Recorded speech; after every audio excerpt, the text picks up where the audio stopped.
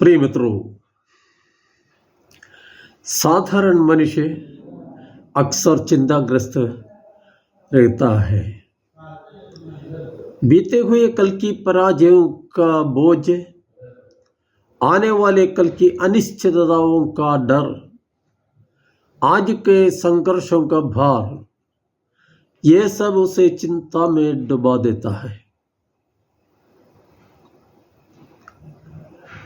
लेकिन ऐसा चिंता करने से कुछ फायदा है क्या? प्रभु कहते हैं कि चिंता करने से कोई फायदा नहीं है। मनोवैज्ञानिकों का मत भी यही है। चिंता करने से बुद्धि भ्रमित होती है, मन दुर्बल हो जाता है और शरीर की प्रतिरोध शक्ति कम हो जाती है। हम चिंता क्यों करते हैं? समस्याओं के सामने हम विचलित हो जाते हैं। हमारा डर यह है कि जीवन के संघर्षों में हम अकेले हैं। आर्थिक संकट, शत्रु भय, मित्रों की बेईमानी, बच्चों की चिंता, अधिकारियों का अमानवीय व्यवहार, स्वास्थ्य संबंधी परेशानियां आदि हमारे सामने नाचती रहती है, तो कौन विचलित नहीं होगा?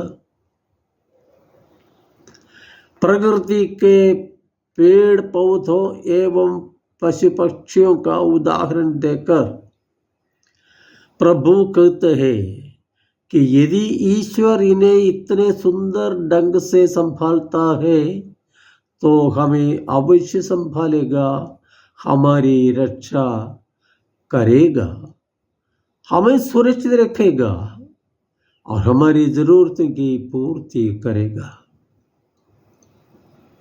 लेकिन बात यह है कि ईश्वर पर अपनी सारी चिंताएं छोड़कर भरोसे के साथ निश्चिंत रहने की कला सीखने में हम पीछे हैं।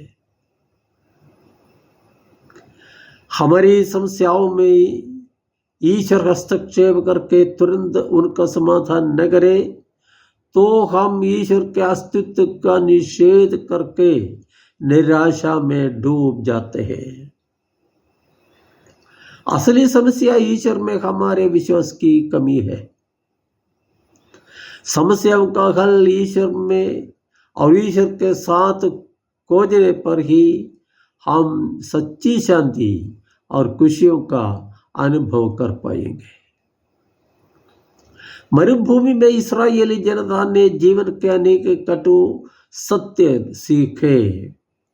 ईश्वर ने मिस्र की गुलामी से तंग उस जनता का रोना सुनकर अपने शक्तिशाली करों से उन्हें छुड़ाया और मूसा के नेतृत्व में प्रतिज्ञात देश कनान की ओर भेजा। रात में अग्नि के रूप में तथा दिन में मेघ खंड के रूप में उन्हें मार्गदर्शन एवं संरक्षण देते हुए ईश्वर उनके साथ रहा। विशाल रेगिस्तान में ईश्वर ने उनके लिए भोजन पानी की व्यवस्था एवं शत्रुओं से उनकी रक्षा की। लेकिन इन सब के बावजूद उस जनता ने ईश्वर का सजीव सामीप्य और परिपालन भूलकर ईश्वर के विरुद्ध भुनाया और मूसा के विरुद्ध विद्रोह किया।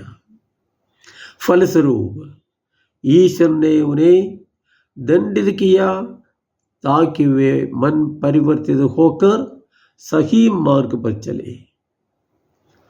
क्या हम उन इस्राएलियों से बेहतर हैं? कितने ही वरदानों से ईश्वर ने हमें संपन्न किया और कितनी ही कठिन परिस्थितियों में ईश्वर ने हमारा संरक्षण किया। ईश्वर का मुक्तिदायक और परिपालक हस्तक्षेप समझने या स्वीकार करने को हम तैयार नहीं होते। यही सच है ना? हम प्रभु पर विश्वास भरोसा रखकर उसके बताए मार्ग पर सुरक्षित चलते रहे। इस कृपा के लिए हम प्रार्थना करें। जय यीशु।